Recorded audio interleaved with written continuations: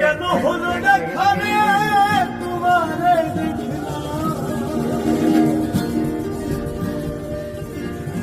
ওরে আমার মোবাইলটা করে ওরে কেন হলো দেখা রে তোমারে দেখলাম জানি আমি একেবারে হারাইলাম এই জীবন